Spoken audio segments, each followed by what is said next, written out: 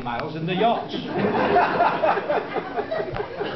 In fact, I've recently bought a waterbed at home just to make up for the time lost through not racing on the lake. But Mandy, my wife's gone one better, and in the middle of the night she regularly wakes up, shouts starboard, or red flags me if I try to manoeuvre a bit too close. And consequently I fear that we're just starting to drift apart.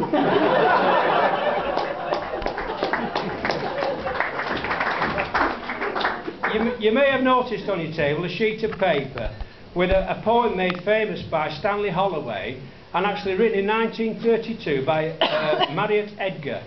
Now, I'm sure many of you will recall it, but for the uncultured or just plain youthful amongst us, trust me, it was very popular in its time, and it gives an insight into a poem what I have wrote. I'm just going to get my props, just hang on.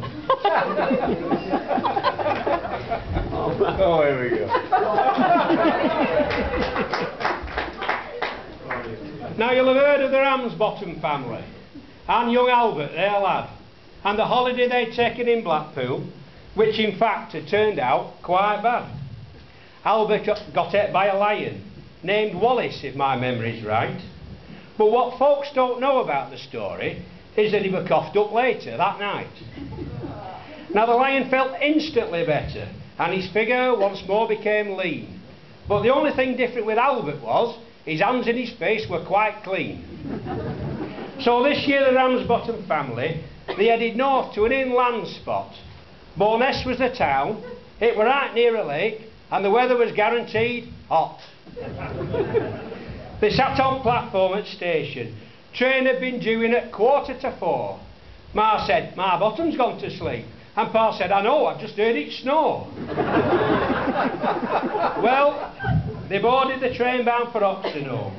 From there a bus they did take, and as they crested the last hill on the road, Pa shouted, "Hey up, I see the lake." They'd booked B&B at the Hydro. Said Ma, "Do you know, it's right proper grand." Pa said, "It's dearer than Norbreck Hydro at Blackpool, and they've got no donkeys nor sand."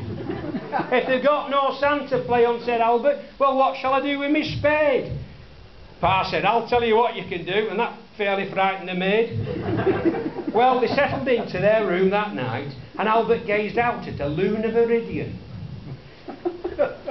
Ma read an old fell-walking book by A. Wainwright, and Pa read another one read by left by A. Gideon.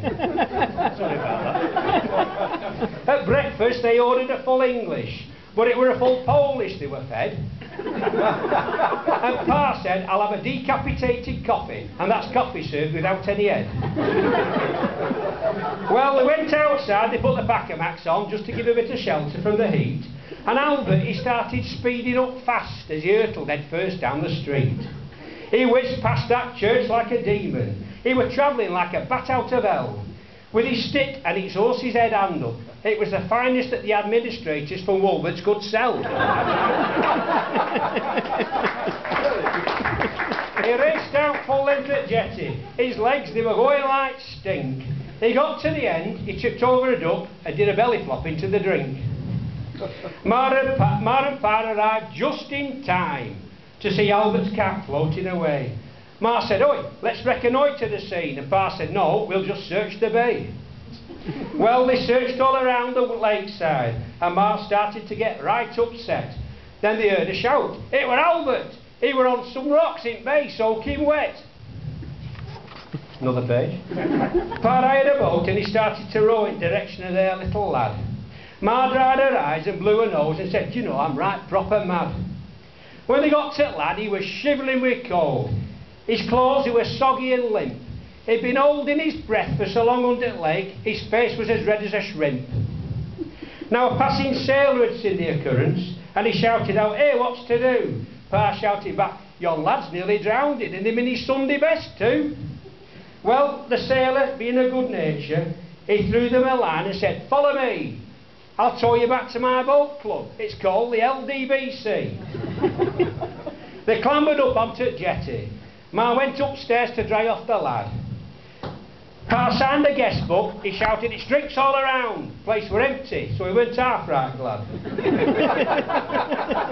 Now Albert had spied the stairway, He rode up and down shouting, "Oi, Dad, look at me. It's better than rides at Pleasure Beach, this." Pa said, "It's better for me because it's free." Now when Albert eventually returned back into the room, like the club carpet, his clothes were nearly dry. He said sorry to Ma and Pa for the fuss. He thanked the stranger and started to cry. Now the chap who rescued the family said, "Come, come lad, there's no need to wail. Instead of floundering up bottom at leg, stay on the top and learn how to sail." "Sailing's for toffs," Pa retorted. But Albert, he nurtured the thought. And he saved all his money. And years later, he bought his first boat. It were a little French number he went for. He heard how they sailed really well. He bought it from a lady upstairs from club. It was the finest total sailing could sell. Now Albert worked at his starts and his tactics. He practised from first light till darkness. He became an excellent sailor and on occasions even beat Mr. Harkness. Now on downwind legs he was mustard, and when the boat got into a row, he had a carbon fibre stick with an horse's head handle, and he used that as a spinnaker pole. So I think there's a moral to this story. All you yachtsmen, don't sit there tied up to the quay. Be like our young Albert and come and race with the LDBC. Ladies and gentlemen, thank you for listening to my story with a bit of a rhyme. I'll sit down now. Thanks again, have a good evening and have a good time.